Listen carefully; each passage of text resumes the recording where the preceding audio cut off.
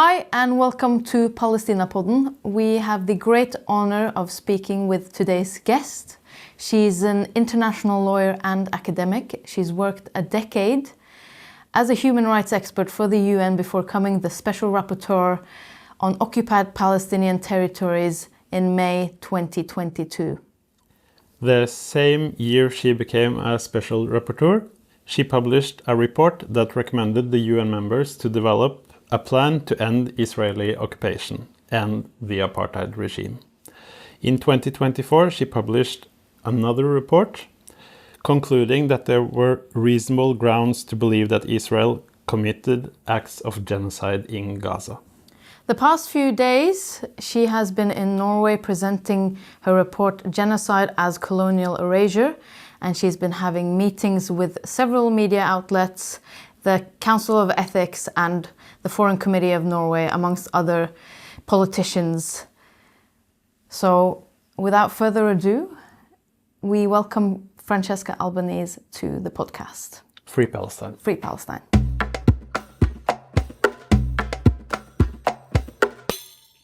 Thank you so much for joining us, Francesca. Thank you for having me. Firstly, we would like to know what your introduction to the Palestinian cause was. Can you tell us about that? Very early, but not because I was an activist, but just because when I grew up in Italy, people would talk about Palestine. One of the first memories I have are about the massacre of thousands of Palestinians in Sabra and Shatila. So I don't know, it's not that I had an activist family, a very normal, ordinary family, but people would talk. And Palestine, the way it reached us, ordinary people, in our homes, was very much, it's an appalling injustice. The president of the state, Pertini, used to say, as the Israelis have had their state, the Palestinian people need their freedom and their state as well. So we might debate that, again, there was no acknowledgement of the Nakba whatsoever, but the question of Palestine was very felt among Italians. And Italian people have always been very close to the Palestinians in terms of what we would call today solidarity, but it was also another era, and solidarity was an active noun, an imperative, not charity, as it has been hijacked by politics over time. And then I don't know, as I went to university, it was not prominent in my life, but then when I was in my 18, 19, there was the struggle for self-determination of the Kurdish people. Yeah, if I have to say I've been activist on something, is the struggle of the Turkish people and the Tibetans. But how do you miss the Palestinians in all this? The sense there is a struggle, and there was also the years of everyone talked about at the end of the apartheid movement. I came into an awakening, a political awakening at the end of a long tale where people had been fighting against apartheid South Africa. But then something happened. The Oslo process has been bad for the Palestinians. I know that the Norwegians take a lot of pride in having helped. Look, the way I put it is not always good intentions lead us to paradise. However, we are not even in purgatory. The Palestinians now are in hell. And the Oslo Accords have contributed to this. So as a Norwegian people, I say, you have some responsibility out there. As 2 years ago when I was here, I told the politicians, you have chaperoned the political process that has the peace process that has completely silenced and transformed and camouflaged the struggle of the Palestinians for freedom, not to be erased in their land. Because since then, there has not been discussion on Palestinian rights and freedom. It was all about a state. And everyone has had for over 30 years, and this is my growth, as a person, as a lawyer, has matured and changed, and this is where I am now. Because again, when I went to, so I started working, and then when I was in 26, 27, I decided to stop and take a master, get deeper into the knowledge and understanding of the human rights system. But I didn't know. I knew a lot already about human rights, but as norms, as a normative framework, I wanted to understand more about its interconnectedness. And this is why I went to London to SOAS.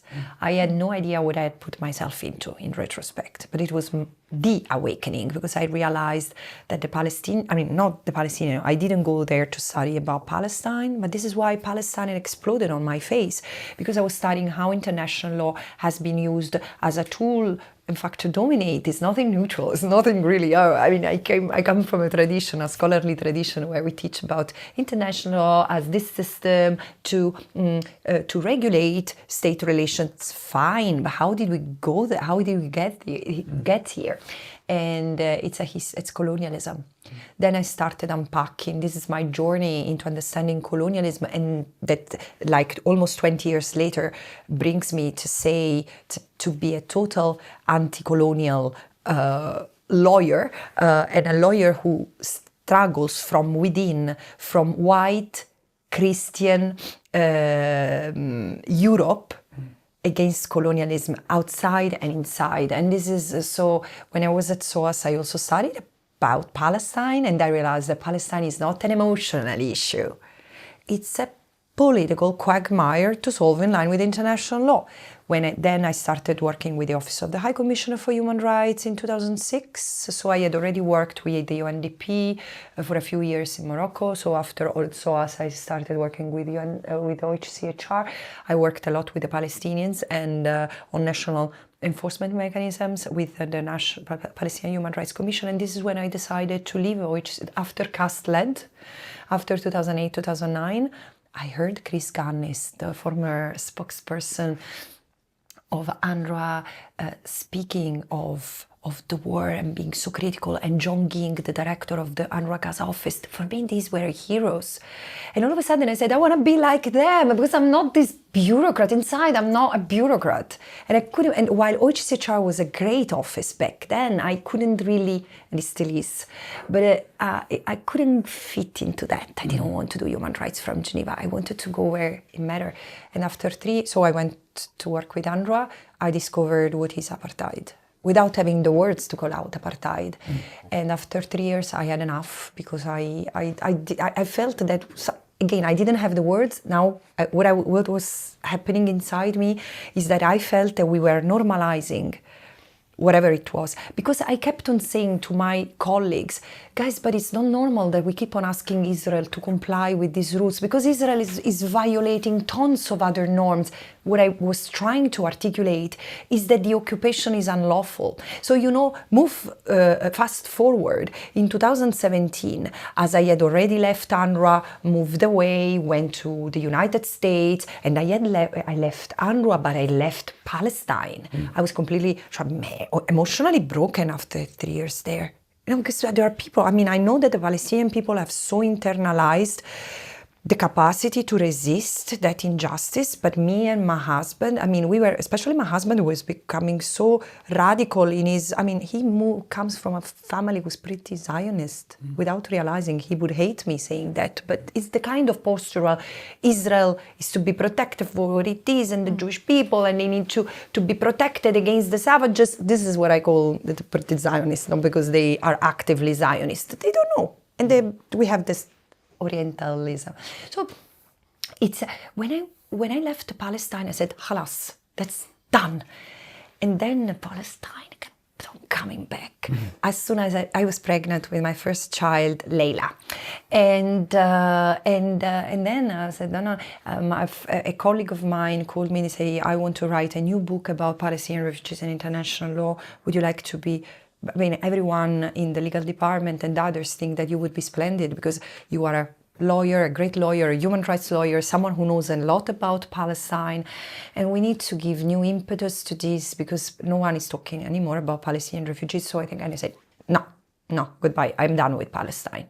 And then 2012 happened, the war in Gaza. worse, 2014 happened, and then it was a wake-up call. I started talking again. I joined many of the protests organized first and foremost by Jewish Voices for Peace. For me, I understand what the people are going on through now. I remember I would arrive with my bike and my child on my carrier, and I would start crying. I would hug the people at the protests. I would go in front of John Kerry's house to say, just listen. And you know why they gave me the megaphone? Because I knew so much about Gaza.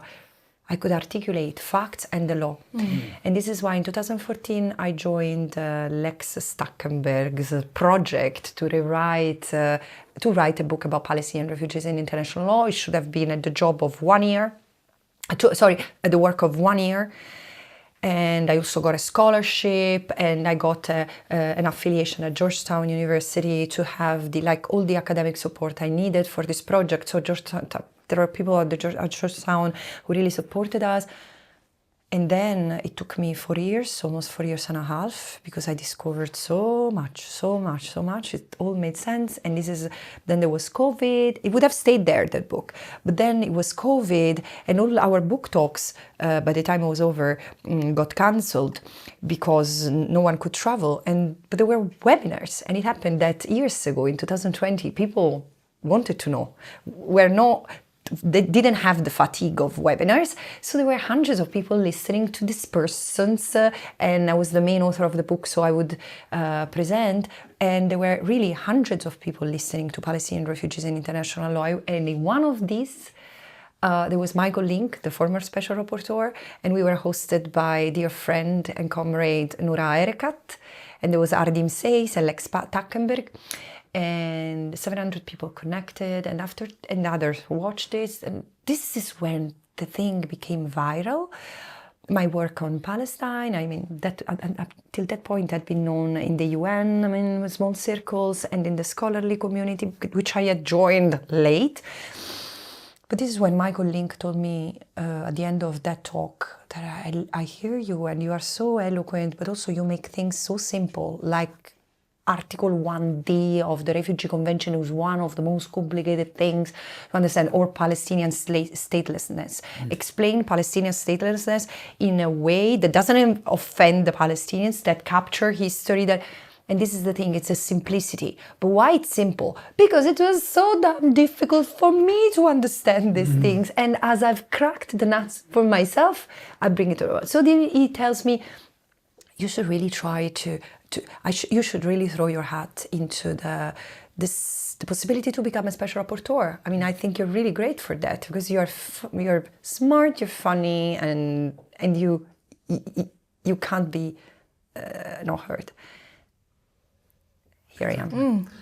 It was long, but I think it's great. I've never said. So. Something we learned a couple of days ago is that the special rapporteur position is a volunteer job. Is that right? How come you didn't know? We didn't know.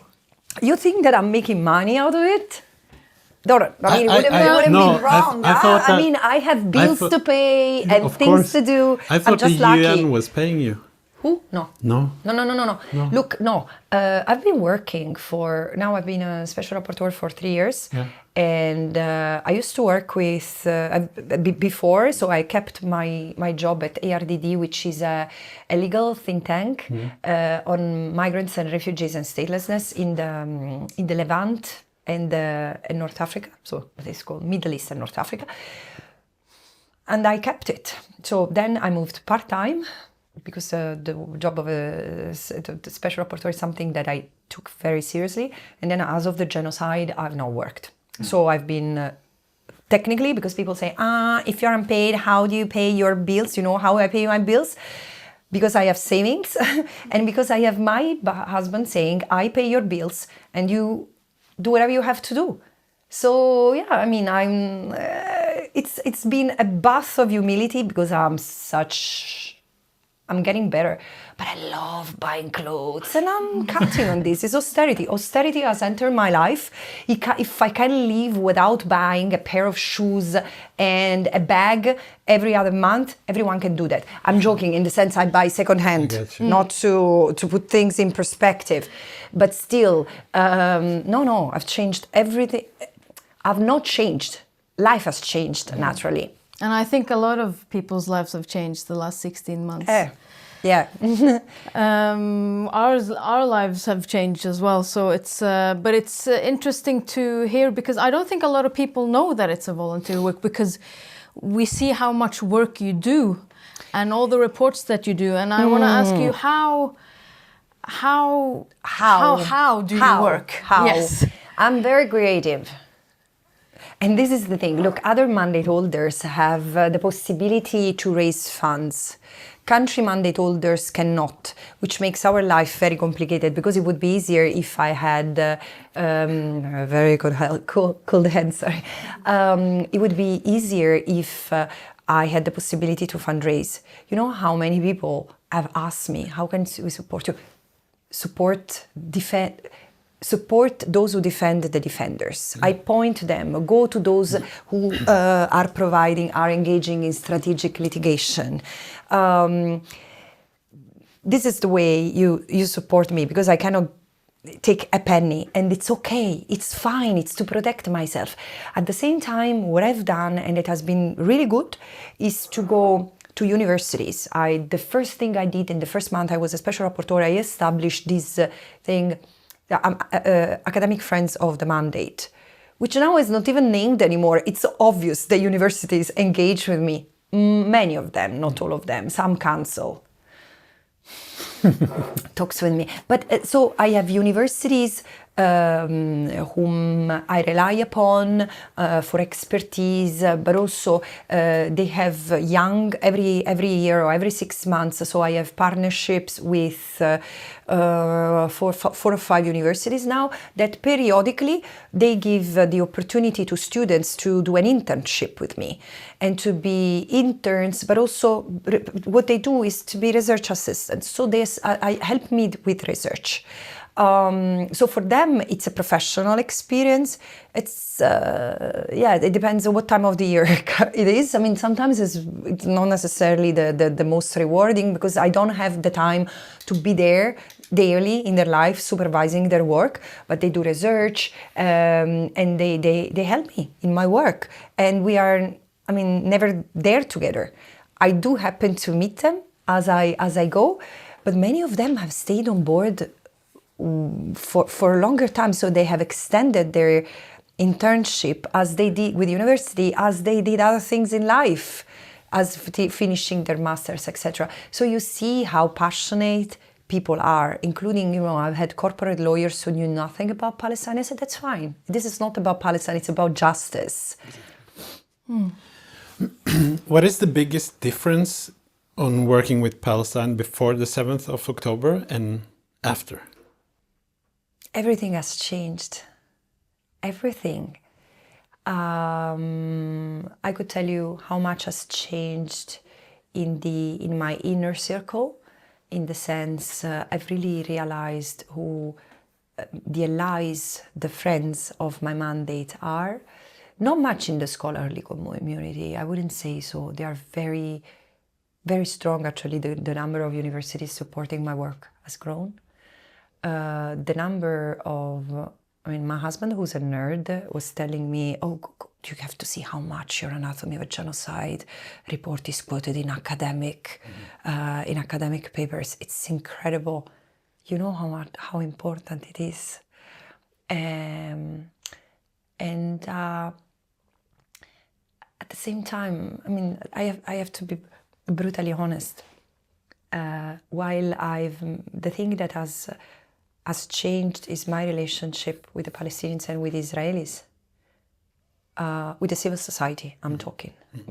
With the people, no, I continue to have, to grow in the family keeps on expanding.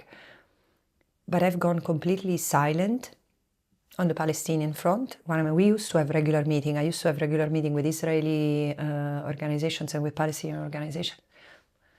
I don't think I've spoken with many of them for a long time. In a way, it's because it's à la guerre comme à la guerre. We were at war, like the human rights community was at war for the defense for the protection of the Palestinians, of course, to try to make sense of what was happening. Because when I say protection of the Palestinians, doesn't mean that the Israelis didn't need to be included in this, but they had their state, and their state was arming, and we knew what would happen. I mean, I said in the first hour, I said, Israel is going to kill 30,000 persons, and my husband looks at me and says, are you crazy? Look at where we are now. However, so things have changed because, and this is the thing that somewhat, I mean, it's not that it hurts me, but I think that while we continue to engage, to exchange information, I see they have really taken a step away from me in the sense of somewhat I'm tainted. It's okay. And so the Palestinians for a long time, I've not been there, they've not been there, or not talked, but we were on the same side. And for example, it was the first time when I wrote the genocide report that I didn't consult with Palestinian and human rights organizations. I went on my own. And then what has changed, the world has gone mad. It has polarized even more than it was. And I felt this responsibility to say, stop, pause for a second. There is this testosteronic response that has come out. And this is why I keep on saying, the more I live through this incredible period, the more I say we need something nurturing. And today I woke up to a headline saying Palestine is a feminist issue. But rather than feminist, I think this is a motherly issue, because we have to stop this patriarchy-led mentality that, okay, something has happened, I punish. I said, let's use compassion, let's use wisdom, but not because all of a sudden the Israelis do not need justice, or the Israelis deserve justice, but can we pause and see where it comes from and how many massacres the Palestinians have experienced? The fact that people don't want to know what has happened to the Palestinians for the past 76 years doesn't mean that it has not happened. And if we think that what happened on October 7 justified what Israel has done, as many continue to do, well, then how can you say that that October 7 was not prompted and justified by the... I don't say that, and I'm against this logic. But we need to treat people equally, recognize people equally. So this is what has happened. And then the last thing is, I've seen really the world divide, and there have been countries, actually three things: countries becoming more reckless, countries becoming more coward and therefore tending to lean toward the reckless, but also countries rising up. And still everyone has ties here, okay? And at the same time, these ties are chains, and the margin, how much we can move, is the measure of the chain. Yep. Inside me, everything has changed, in the sense that I'm no longer the person I was. I'm much more, I think I'm upset. And this is why sometimes I don't like my voice, because I can hear I'm upset. And at the same time, I cannot stop talking right now, because I'm really, again, in my life, in the way I talk, I'm quiet and I'm peaceful. I'm very energetic and full of joie de vivre, as people would say. But no, something has broken, and I cannot accept. I live in a society, in a global society, that normalizes the slaughter of children, but really normalizes to the point that what kind of monsters are we? This is what I keep on asking myself, and sometimes my people, looking around.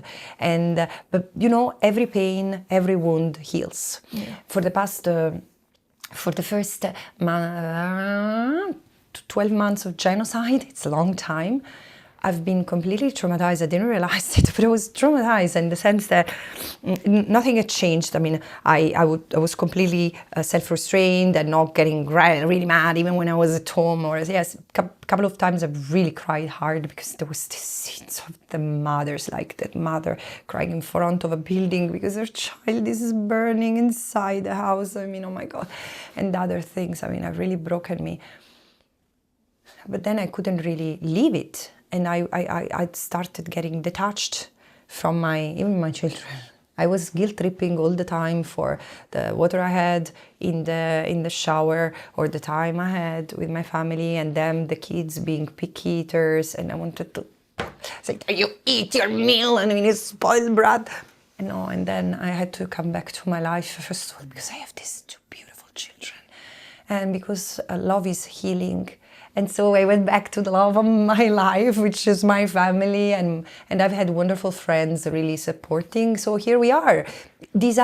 Something that important is that people need to understand that the pain they have is part of the healing process. You have moved from denial, and you are journeying through rage and feeling of depression, and then it comes acceptance and embracing, owning it. But then we need to act. We need to use these. We need to grieve, and then come back to action.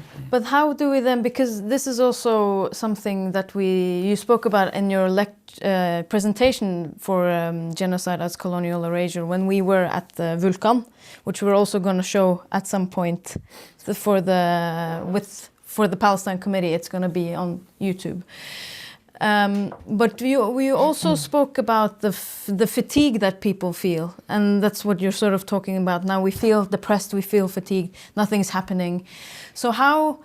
And I think that we do feel that sometimes we're full of hope. And Guys, are you blind? Are you blind? How can you say nothing is happening? Because activists. There you go. Let me. Go. Let me do that. Yalla. Of course, I know you know. Yeah. I know you know. Yeah, I know. Oh my God! Use my mittens. Put this. No, it's really cold. I know. I'm a very cold person. And the thing is that. Are you not paying your bills? They got your thing? I haven't been here for a couple of days. That's fine. why it's cold. That's fine, but I will not let you making me sick. That's why I keep one mitten on. No, sorry. So the thing is that things are happening. It's incredible. Guys, we have not had this movement, this awakening for a long time. And now it seems that everything, if you look at it from above, it's like if the tide is rising, and it's the movements that have been fighting for the recognition of their rights are sticking their head above the parapet, because the Palestine call is a unifying rallying call. And so you have indigenous people in Canada, in Australia, here, the Sami people. How would I know? How could I know about the Sami people if it was not for Palestine?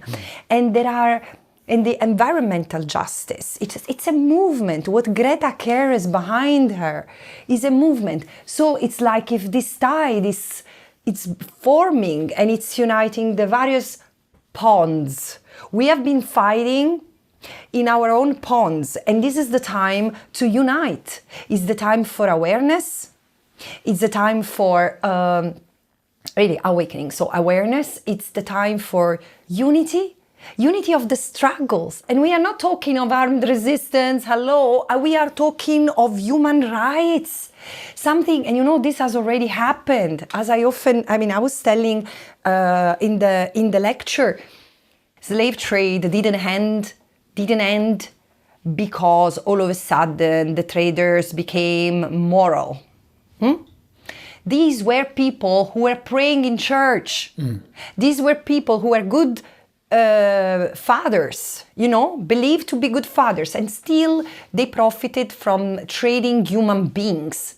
It didn't change because of them, it changed because of us, because of the other, who couldn't stay silent and pushed back. And every movement, I had people like us, from the slave trade. This is what I know and what I teach about how the civil society, the human rights struggle starts. Probably, in fact, it started before. This is how it started in the West. We should see, I don't know, because you see, this is our bias, but maybe there were other human rights movements in other parts of the world, including in the Global South.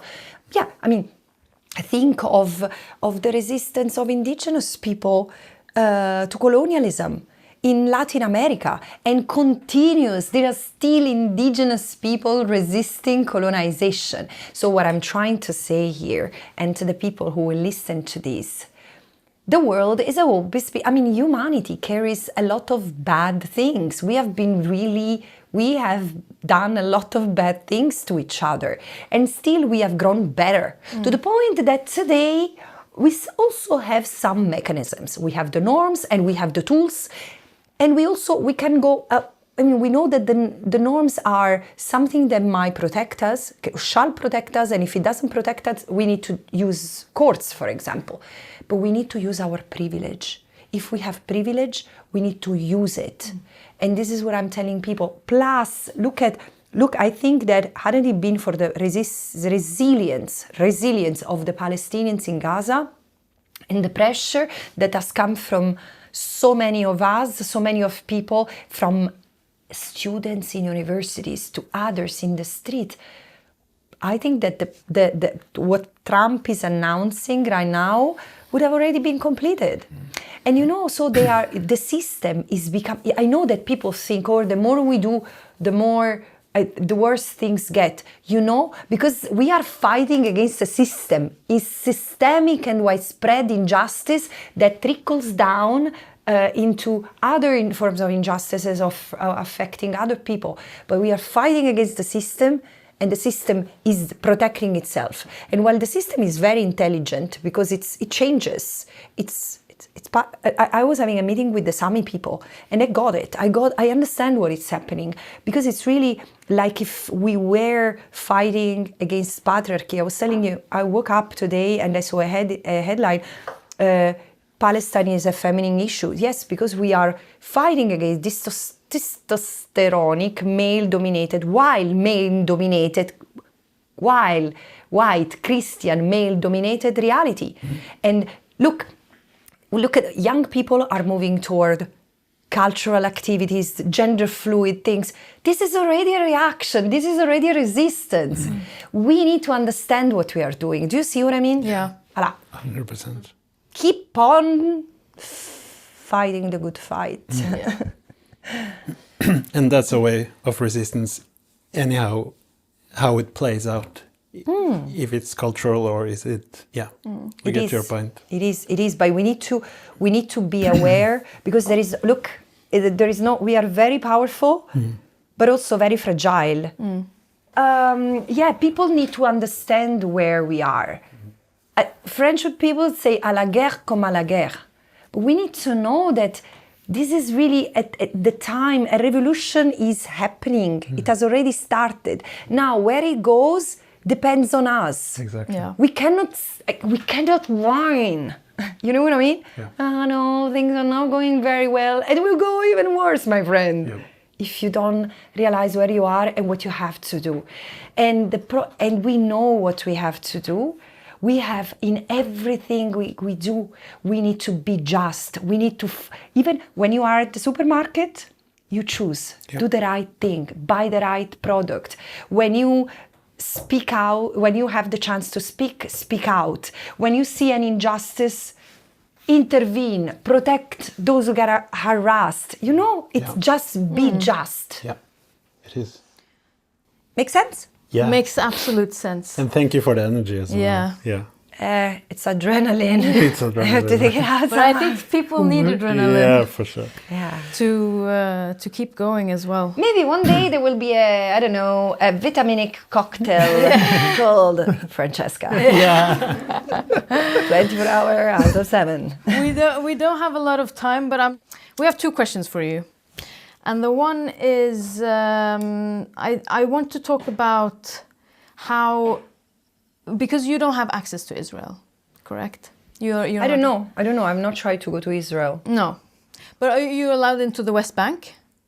This is the thing. Yeah. This is the thing. I'm not trying. I stopped going to Palestine, to the occupied Palestinian territory through Israel many years ago because of the invasive body checks that I had to go through when traveling, because they were really trying to dissuade me from returning for research purposes. I was a researcher, and I couldn't go anymore. And I've been the physical inspection was very violent, dehumanizing, even when I was a UN official there.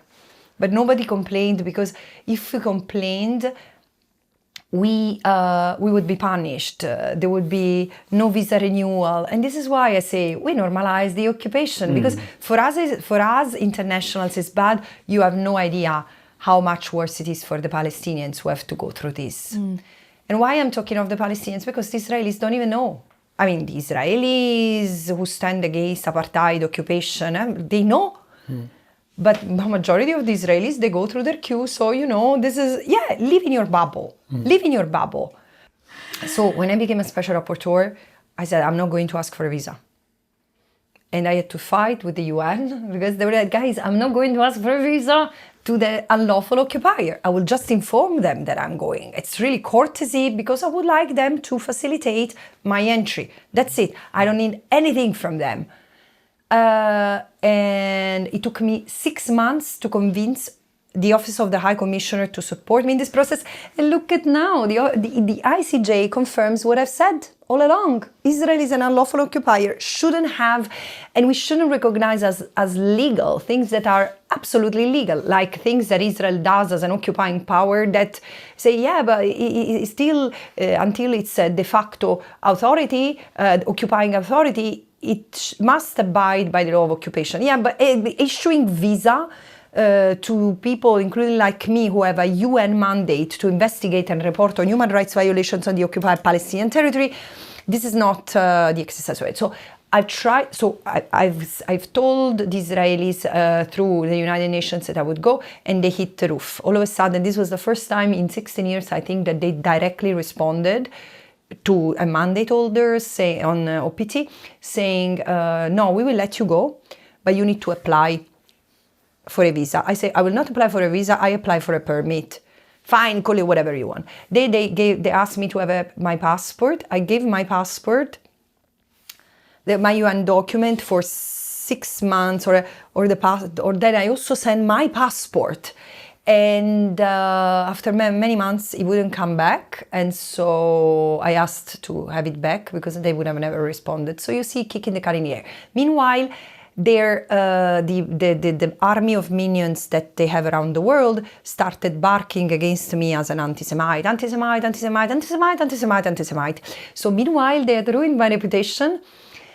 And that was it. And I've tried to go at a certain point last year.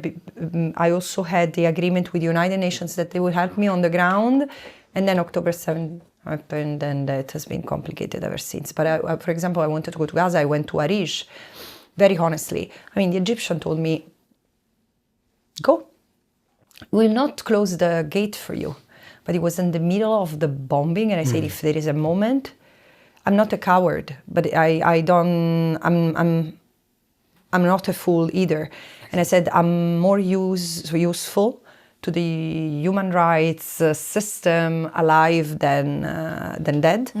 And so I said, there is no purpose. In any case, I wouldn't have been able to travel anywhere, because I would have been with the UN, and so very limited. I said, no, I'm not going to Gaza.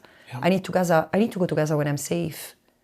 And not because, when I'm safe, when there is running water and the Palestinians have rebuilt Gaza into a Riviera, I would come to Gaza earlier than that. But meanwhile, let me make sure, Of course. You do the work. I'm not a humanitarian. I need to do other things. We have seen how many UN staff members have been killed. So, you're not a fool. Exactly. No. And the other thing is that because I have nothing to do, I'm not going to save lives. It's just going, of course I would love to go to Gaza.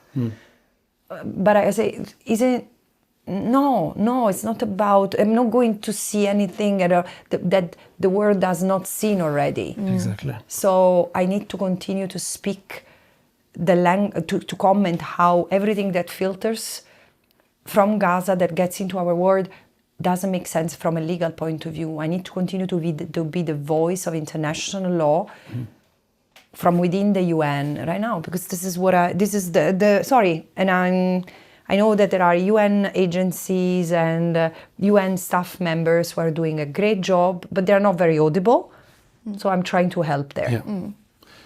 So you've been in Norway for 3 days now, and you have had It looks like 30. yeah, you have had a packed schedule. You have to rush to your next meeting as well. So last question from us. What are your thoughts on Norway's current role and position? It's very, there is a huge potential out there. And I think that Norway has many advantages, including not just its reputation, what it has done. I mean, there are so many things that have gone wrong. Again, I think that Norway had good intentions on many things, including the Oslo process. I don't think that there were like these, dishonest brokers that other countries have been. And at the same time, while, for example, compared to 2 years ago, now I'm much less critical of the government in the sense that these past months the government has taken a very important step. And the very fact of having the voice of the Norwegian government heard and resisting this bullying, it was enormous for many in the human rights system, in the activist community. It was huge. At the same time, there are some significant incoherences that needs to be corrected. And there are 3 things that come to mind. No, 2 things are really incoherences. And then one thing that I would say I would expect Norway to do more. And the first is the oil fund. The pension fund is really problematic because, you have, on the one hand, the International Court of Justice, which is the highest judicial body, the highest judicial court in the world, that tells everyone the occupation is unlawful. Israel cannot maintain the colonies, which are already illegal already. So what have we done until now? However, they cannot maintain the colonies, it cannot maintain the army, it cannot maintain control over the natural resources of the Palestinians in the occupied Palestinian territory, Gaza, West Bank, and East Jerusalem.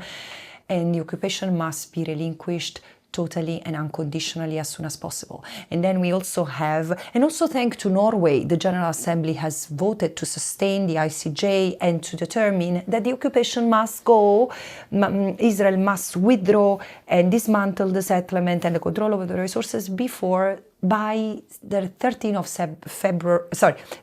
of September this year. So, and again, how come that you have the pension fund that is the largest European investor in the legality of the occupation? It makes no sense. And I cannot accept arguments. Excuse me, I don't mean to challenge any renowned scholar here, but it doesn't take a lawyer to understand the confusion there. If the occupation is unlawful and you cannot aid and assist it in any possible way, if you keep on putting money directly or indirectly, you are helping it. So you are breaking the law of state responsibility. And because the occupation in many respects commits international crimes, I mean, chances are that some of these crimes might reflect on liability of people in positions of power who should take decisions, and instead they keep on kicking the can in the air and blaming each other. Oh, it's this body who advises her. Oh, it's... Do you know or do you don't know? Do you understand or do you don't understand that this occupation is taking children out of their homes and putting them in jail in the middle of the night? And this was happening already before October 7. Do you see how Israel is turning people into pieces and homes and the life of these people into smithereens? What kind of humans are you if you keep on defending what you're doing as a soulless bureaucrat? This is the feeling I have when I speak to some people. Then I contain myself, I try. And the thing is that the Norwegian government here, it's a either or. You are either pro or cons. So far, you're still pro the occupation, no matter what you say. Here, words don't count anymore. It's the time of acting.